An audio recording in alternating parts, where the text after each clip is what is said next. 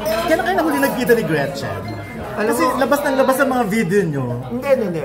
Luma na yun. Oo nga, bakit kaya? Kasi nung birthday niya, minessage ko siya, sabi ko, what's your plan tonight? Tara. Sabi niya, I love you, honey. So ayaw talaga lumabas siguro ni Gretchen pa talaga. Pero baka magbalik acting daw siya. Sana. May offer sa kanya ng Sana. Alam mo yun ang parang sinasabi sana. Because I remember when we were actively seeing each other before the pandemic. Parang niya sinasabi sa akin, magre-retire na ako. Which hindi ako naniniwala. Tapos sinasabi rin nga niya Aris, mag-retire ka na sa acting, hindi mo naman kailangan. Gumaganon siya. And at that time, I wanted to act pa. Kaya sabi ako ng sabi na, hindi, gusto ko pa umarte. But then again, now, after the pandemic, medyo nagka-shift ako ng ano na. Siguro mas maganda muna. Tumulong, lailo, ganun lang. Ngayon may mga inquiries. Parang sinasabi ko kay Chuk, next time na lang pag ready na acting project, yung mga inquiries. Pero parang mas gusto ko na yung ganito muna, tahimik muna. So what if pumayag nga si Gretchen? Hindi ko alam, sinabi lang. What if nga, willing ka rin ba if ever na i-request niya? Para alam mo, sure ako, para daw i-request niya. Sure ako. Diba? Sure talaga ako dyan, i-request ako ni G. Pero, usap kami kung ano yung pwedeng ano. Siyempre, if the price is right. Joke lang, walang ganun. Ikaw pa ba? Walang ganun. Di ba nga, after ko nanalo ng Boy and Chick, yung talent fee ko, ginawa kong piso per day. So, sabi, ang tanong sa akin, dahil nanalo kang best actor, tataas na talent fee. Sabi ko, hindi, baliktad po. Dahil nanalo ko, piso na ako per day, yun na lang sinasabi ko. Kaya, sabi ko, Chok, huwag mo na ako singilan na mataas pag kami inquiry. Pero, tamad pa ako. Ano muna ako, ang sa akin, support muna kay Sam. Kaya pati yung vlogging ko, tinigil ko muna. Naka-pause lang naman. Kasi gusto ko lahat ng focus kay Sam. Kaya iya ko siya magsalita. Siyempre, so nagpupunta ka rin sa Manila or hindi? On my own. Nagbibigay ako ng mga SV na bags. Pero hindi yung kasama siya kasi ang daming tao. Random ako nagpupunta. Humihingi ako sa kanya ng mga ayuda na bags. I go around yung surprise sila lahat. Manila and Quezon City. Pinaalam ko naman sa kanya. Since I'm from Quezon City, sabi ko, pwede ba yung ibang SV bags ibigay ko rin? Like, one time, humingi ako sa kanya ng, tingin ako 5,000 bags. 3,000 doon sa Manila. 2,000, pamimigay ko naman sa QC. Sabi niya, kailan? Gagawa ka ba na event? Pero hindi mo naisip na magpolitika rin? Gretchen, nagsisibis lang na magpupolitika. Oo. Alam mo, sobrang wala akong interest. Hindi lang pinag-uusapan yun. Wala talaga. Kaya feeling ko yung mga sinasagot ni Sam, kung tinanong nila, hindi ko manasagot ng ganyan. Puro ako kaartihan. Yun ang, ako naman, pag tatakbo tatlo, kaartihan, kalandian, kagandahan. Wow! Yun lang. Meron ka rin tatlong KK. Doon tayo sa kalandian. Kagandahan, at kaartihan. Yan, mas maganda yun sa kanya. Yun ang mas magpapanalo. Kaya nga, siguro hindi ako ginawa ng politiko. Sabi nila, kasi may essential kausap ako. Yung KKK ni Mayor, mas maganda. May KKK sarili ko kang hindi maganda. Hindi maganda. Kaya pag tumakbo ako. Kaya nga, I'm very vocal even before when we were doing M Butterfly. I remember tinatanong nyo, bigay kayo ng bigay sa charity. Tatakbo ka, no? Sabi ko, hindi ko tatakbo. Wala talaga ako. I'm happy with what I'm doing now. I'm really happy na ganito yung nangyayari na simple, low-key. Mas enjoy ka ngayon na gano'n. Yung gano'n, yung low-key. Mas enjoy ka ngayon na low-key. Pupunta lang ako sa rampa, silip lang ako doon. Hindi ako nagpapakilalang owner, nahiyan sa mga tao. Minsan ako pa nga you want anything? You want ano? What do you want? Ito yung menu namin. Affected ka ba sa pag-aresto kay Vico? Hindi. Mas affected ako sa mangyayari sa March 15. Ano kaya yun? Ano papasabog kaya to? Mas ako sa Paalam Lux White. Mas affected ako doon. Promise Kasi madami nagsisend sa akin ng mga clips na pati mga radio announcers gaganyan. Ano nangyari? Pronto. Ano nangyari? Lux White. Sabi ko, paano kasagutin niya? Wala naman ako radio show. Sabi ko sa March 15 na lang isang ano. Pero tonight, magla-live kami ni Sam. Hopefully, by now, till later tonight, meron na kami masasabing konkreto.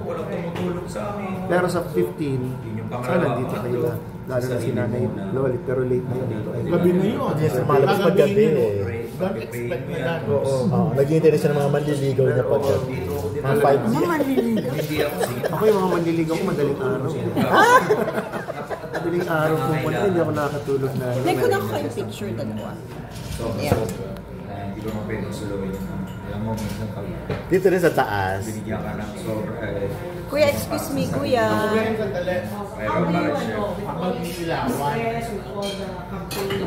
Ganda. Very cinematic. Sa akin naman.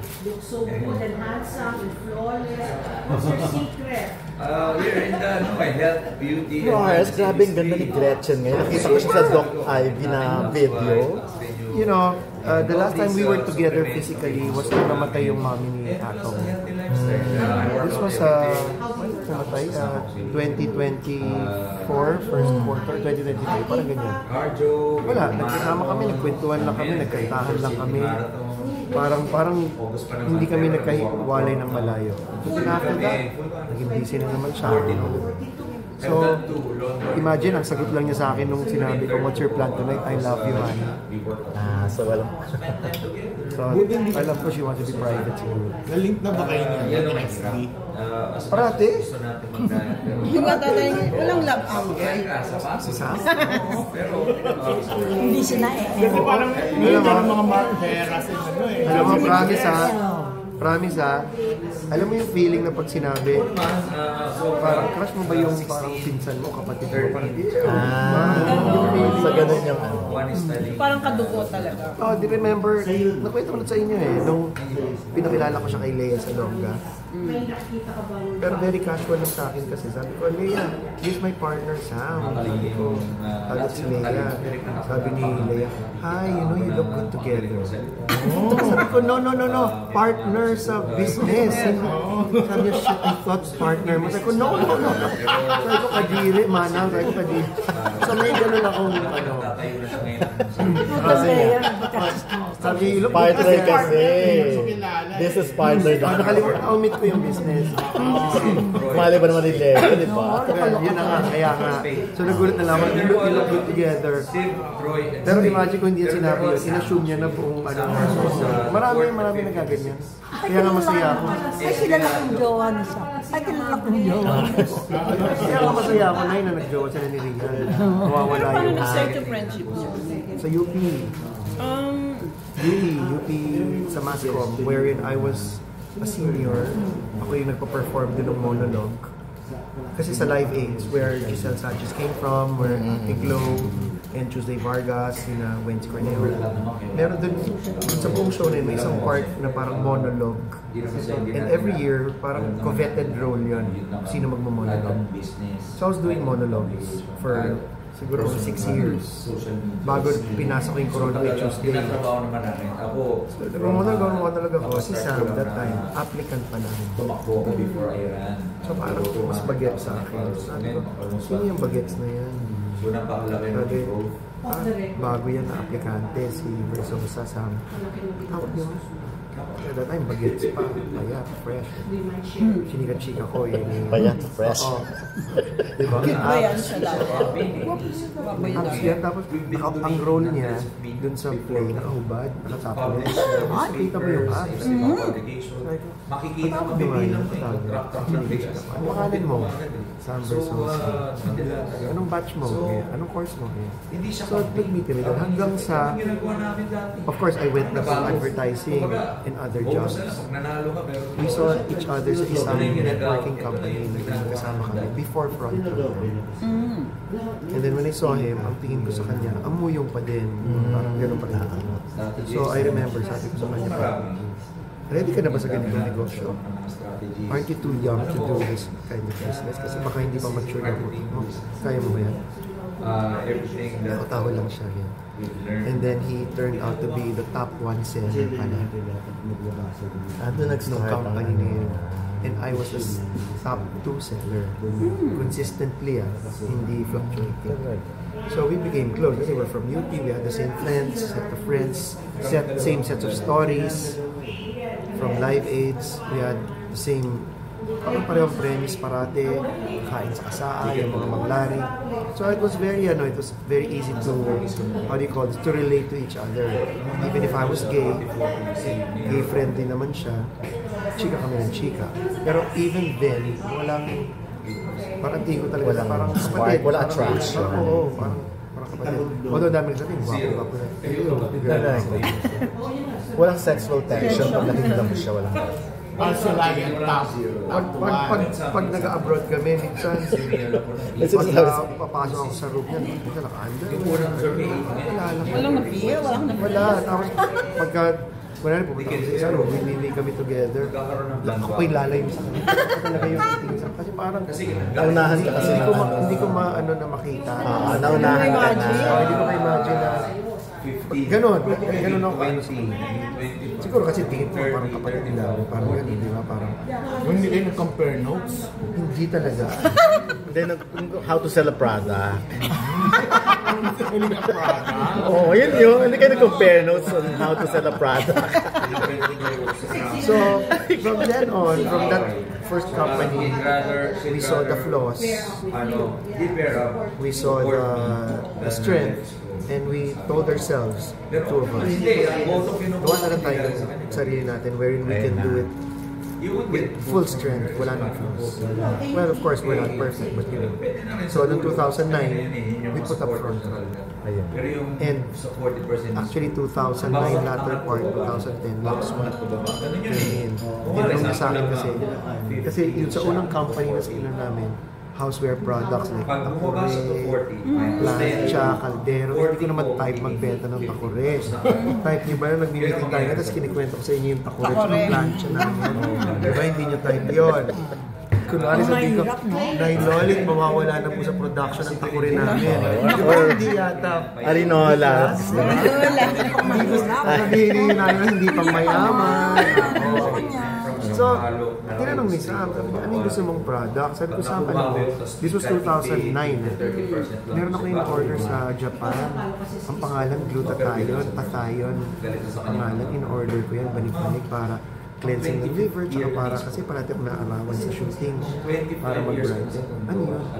Hanap tayo ng gagawa ng glutathione. So, yun doon So, nag-start. nakahanap kami sa Amerika ng gagawa. Doon nag-start. Sabi niyo, ano gusto mong pangalan? Front row. Bakit front row? Eh kasi pag nanood ka ng fashion show, sino pa yung mga nasa harap? Sino pa nga nasa front row? Mga VIP, mga politician, mga... Ganda naman. Pag nanood ka ng concert, sino nasa front row? Sino nasa likod? Pag nanood ka ng boxing match, Last row. di ba? Back row. Pag nanood ka ng, di ba? So Boxing yun match. pala yun. Maganda siya. Tapos sabi niya, paano mo naisip yung front row? Sabi ko, dati ko pa naisip yan kasi gusto ko magbukas ng modeling agency. Dati pa to Noong mga 2006 when I was heavily into advertising. Gusto ko magbukas ng modeling agency, pangalan Front Row Models. Pero hindi nga natuloy. So, ginawa ko na lang Front Row Enterprise. Okay, Gluta. Anong pangalan? Bumili ka sa SM, sa WhatsApp. Alam mo, parang epiphany. Sabi ko, Lux. Lux. Ang ginagawa kasi Epiphany na walang name study, walang ano kaya maganda? Wala. Basta nila. Lux White. Sabi ko, Lux White. Tapos gawa tayo. Parang ito just rolling sa akin. Tapos gawa tayo ng pampaslin. Ano tawag dyan? Yung L-carnitine, ini-inject. Dati kasi may injectable L-carnitine for the heart na nagpapaslin. Lux Slim. Gawa pa tayo. May mga ganun. So, nagawa namin yung Lux Slim, Lux White, Lux Protect, and Lux Slim. It was ano yun, hindi yan literal na group, focus group discussion tayo. Ano magandang pangalan? Walang ganun. Lux White. Kayo